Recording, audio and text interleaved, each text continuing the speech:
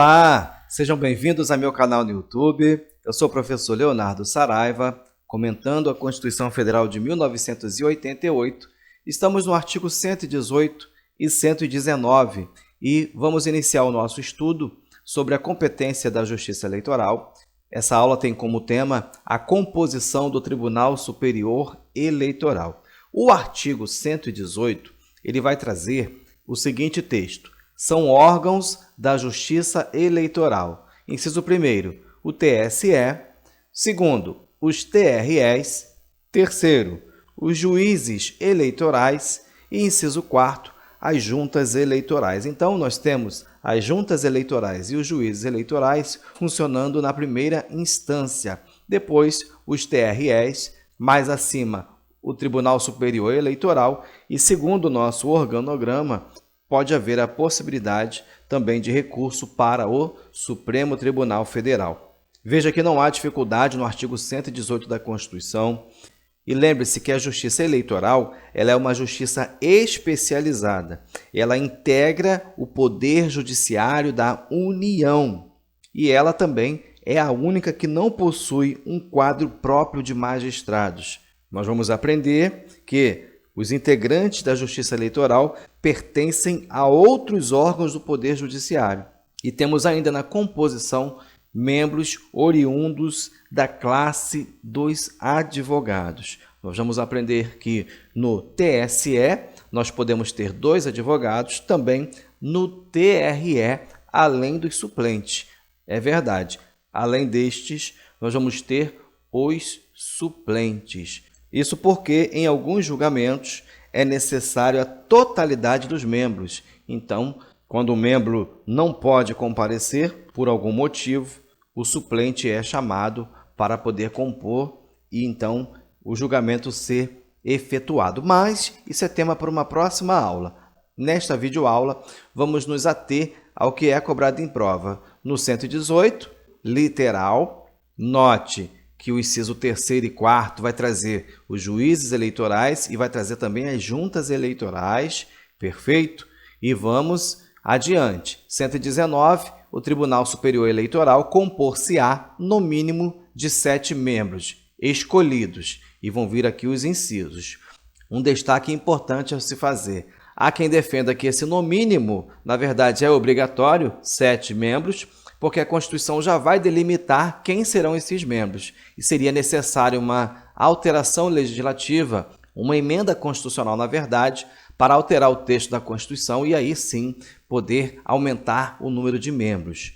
Exatamente por isso, olha, no inciso 1º, mediante eleição pelo voto secreto, grave, mediante eleição pelo voto secreto. Lembrar que serão 3 juízes oriundos do Supremo Tribunal Federal e 2 juízes do STJ é fácil. Agora, na hora da prova, você lembrar que é por eleição e é pelo voto secreto, já é difícil, porque são detalhes que vão diferenciar na hora da questão. O que o examinador pode cobrar do artigo 119? Os detalhes, certo? Então pense no seguinte: mediante eleição, 5 membros, pelo voto secreto, 3 juízes dentre os ministros do Supremo Tribunal Federal e 2 juízes dentre os ministros do Superior Tribunal de Justiça.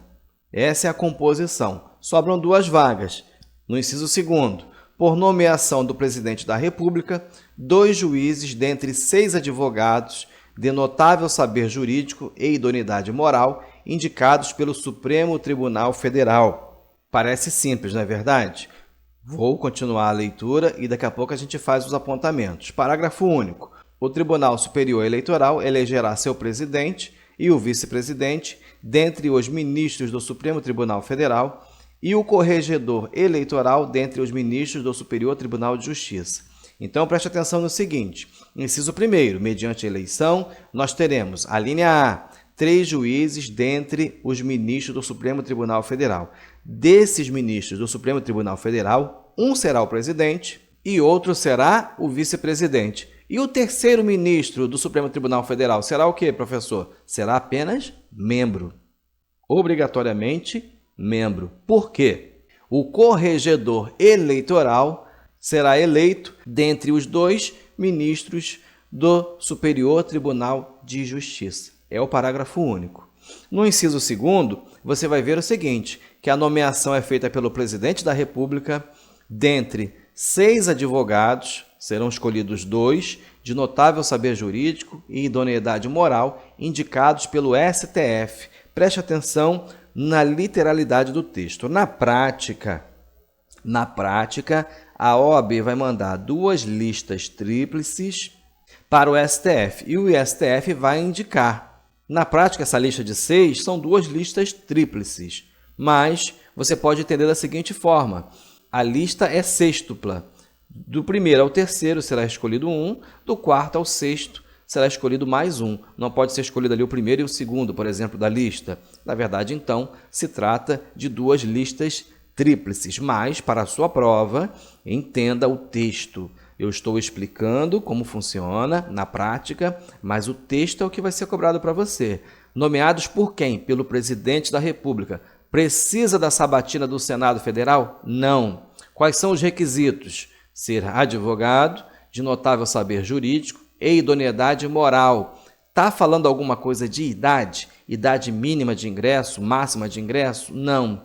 E vai ser indicado por quem? Geralmente, você vai ter a tendência de marcar que são indicados pela OAB. E eu já disse, na prática é assim que funciona. Mas são indicados pelo Supremo Tribunal Federal. Veja o texto, tá? Grifa no seu material para que você não perca esses pontos. Olha, nomeados pelo presidente da República, não precisa da sabatina do Senado Federal. 2 juízes desse TSE serão advogados, tá? Escolhido em lista sêxtupla, certo? De acordo com o texto da Constituição. Veja que nós temos o nosso quadro, e no nosso quadro nós temos aqui, olha, 119, TSE, no mínimo 7 ministros. Reafirmando, apesar de estar escrito no mínimo na Constituição Federal, eu acho que isso nem será cobrado na sua prova, mas para efeito de estudo é bom lembrar também, há quem defenda que não pode ultrapassar o número de 7, porque a Constituição já disse quem serão os 7. E também não precisa, não precisa desses requisitos. Você não está vendo aqui, o TSE, tá certo? Nem o TRE, tá bom? Já vou adiantando a próxima aula. Então não tem requisito de idade e também não precisa da sabatina do Senado Federal. Também não tem aqui, TSE nem TRE. Veja, nosso quadro que a gente sempre mostra está aqui para você disponível. Professor, então é aqui que começa o estudo sobre a Justiça Eleitoral? É claro que não. Olha só quanta coisa a gente já aprendeu sobre a Justiça Eleitoral e você nem percebeu. No artigo 1º da Constituição, nós temos o princípio republicano. A República Federativa do Brasil, princípio republicano, está ligado à Justiça Eleitoral, formada pela união indissolúvel dos estados e municípios e do Distrito Federal, constitui-se um Estado democrático de direito e tem como fundamento. Então, nós vamos ver no inciso 1º a soberania, princípio da soberania popular. Você estuda lá no direito eleitoral, juntamente com o artigo 14, veja o caput do 14. A soberania popular será exercida pelo sufrágio universal e pelo voto direto e secreto, com valor igual para todos e nos termos da lei, mediante... E aí vem aquela sequência de incisos e parágrafos que nós já estudamos e está disponível para você. No artigo 1º, ainda inciso 5º, o pluralismo político, que é considerado também um princípio do pluralismo político. Lembre-se que não é pluripartidarismo, tá? E o parágrafo único do artigo 1º, veja quanta coisa se extrai do artigo 1º. Parágrafo único. Todo poder emana do povo, que o exerce por meio de representantes eleitos ou diretamente nos termos desta Constituição. Qual é o princípio, professor? Qual é o princípio do parágrafo único do artigo 1º? O princípio do sufrágio universal. Sufrágio universal, e esse princípio ele está correlacionado também com o artigo 14, parágrafo 9º.